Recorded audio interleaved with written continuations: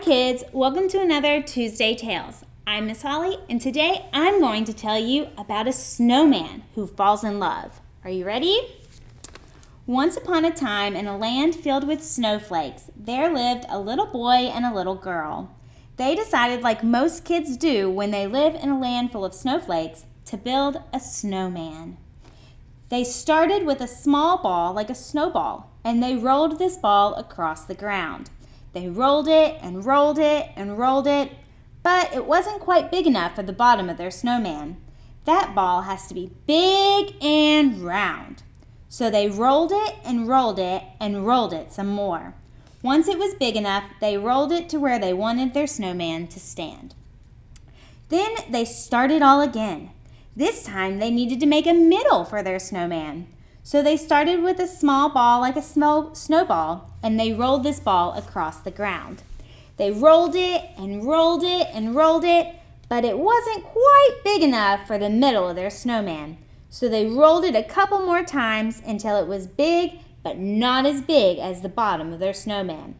Then they rolled it over and put it on top of their first big ball of snow.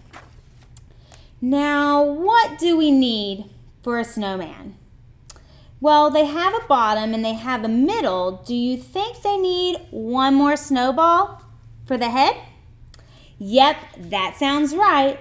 So they started with a small ball like a snowball, and they rolled this ball across the ground. They rolled it, and then they picked it up and placed it on top of their snowman. This was the perfect size for a snowman's head. Now their snowman was nearly complete. But they needed to dress him up a little, so they got stones for his eyes. How many do we need? 2, 1 stone eye and 2 stone eyes. What else do snowmen need? Arms, perhaps? How many? 2, 1 stick arm, 2 stick arms. Now, it's a little cold outside in the snow, so the kids got him a scarf to keep him warm and a hat for the top of his head. Do you think their snowman is finished? No, something's missing. Oh, the nose. Oh my. What could they use for a nose? A carrot? Great idea. That snowman looks perfect. The kids had spent the next little bit dancing and playing around their snowman.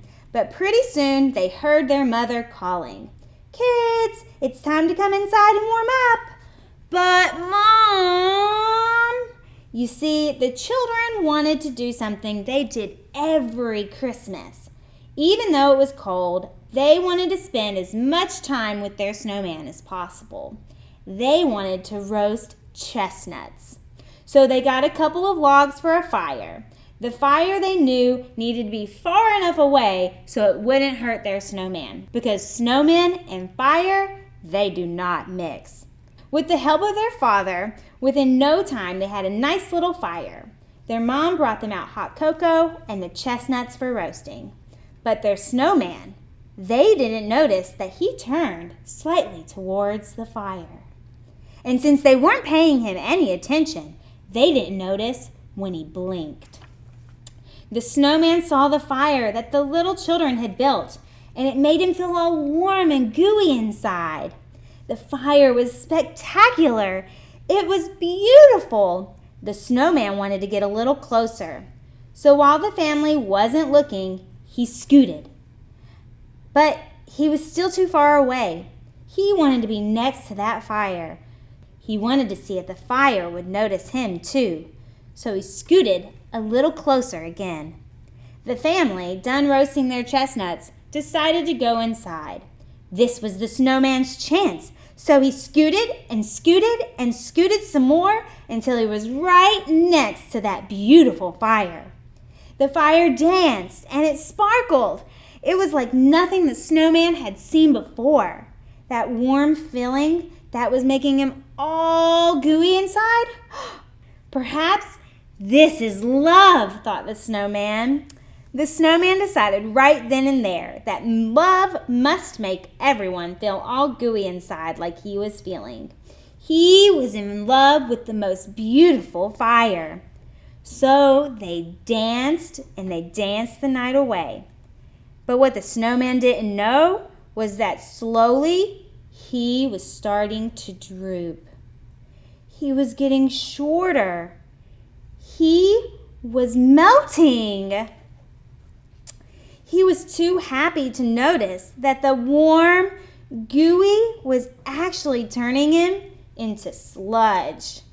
He was shrinking, but all he noticed was the fire just dancing in the night.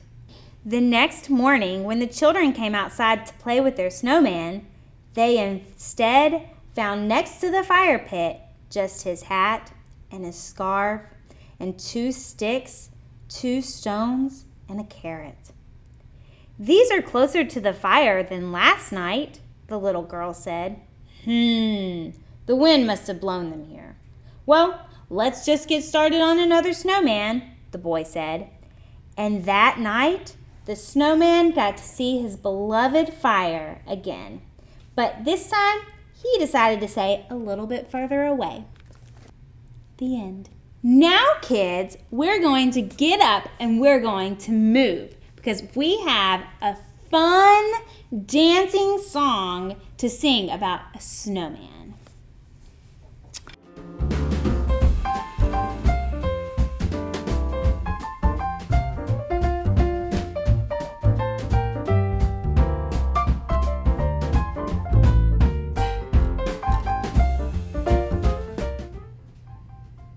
This is the way we skip around, skip around, skip around. This is the way we skip around our snowman in the morning. This is the way we dance around, dance around, dance around. This is the way we dance around our snowman in the morning. This is the way we hop around, hop around, hop around.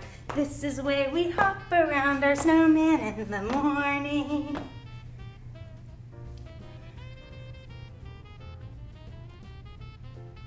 This is the way we tiptoe around, tiptoe around, tiptoe around. This is the way we tiptoe around our snowman in the morning.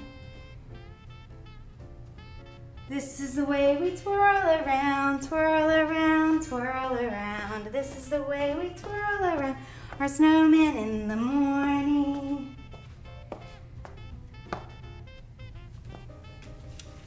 That was so much fun. Thanks for joining me for today's Tuesday Tale. Tune in to our Facebook and our YouTube channel for future virtual programs. Have a great day.